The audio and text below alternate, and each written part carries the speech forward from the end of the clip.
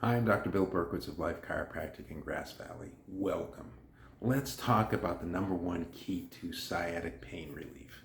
Sciatica is an irritation of the sciatic nerve that runs from your lower back and pelvis all the way down the back of your leg to your foot. It is incredibly painful when this nerve gets inflamed and causes pain, sometimes numbness, tingling, weakness in the leg.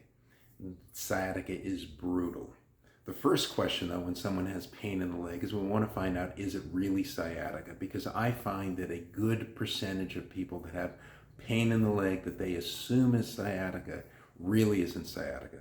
And that's a good thing because other causes typically we can rule out certain things. So the differentiation there to begin with is the pain down the back of the leg? Or is it more out to the side or even come around to the front? If it's around the side or the front, it typically is not sciatica. So that's that. The other thing is we want to rule out what's causing it. And the more serious causes for sciatica would be what we call a space-occupying lesion. Is there a bone spur from arthritis in the lower back that's putting pressure on the sciatic nerve? Is there a disc bulge or herniation, what is often called a slip disc, putting pressure on the sciatic nerve? An MRI is the best test to evaluate that. X-ray will tell us also, is there any significant bone spurs, although we will not see the sciatic nerve on the X-ray. And also if there's any weakness, any numbness, any tingling, sometimes it's essential to get some EMG and nerve conduction velocity tests, which test the function of the nerves. Pain is a sign of imbalance. Sciatica is no different than anything else that I see. It's largely mechanical in nature, and it's a sign that there's some imbalance unless you've had a significant trauma that caused the sciatica. That imbalance has likely been there for months, years, maybe even decades, and it's reached its so-called breaking point. So we want to evaluate balance or imbalance, and we want to bring back to balance. If we can bring you back to balance, your body has an opportunity to heal. The more you are out of balance, the more perpetuating that irritation is, and the sciatica just does not want to go away.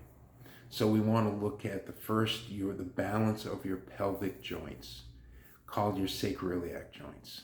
Is your pelvis balanced? Is it level?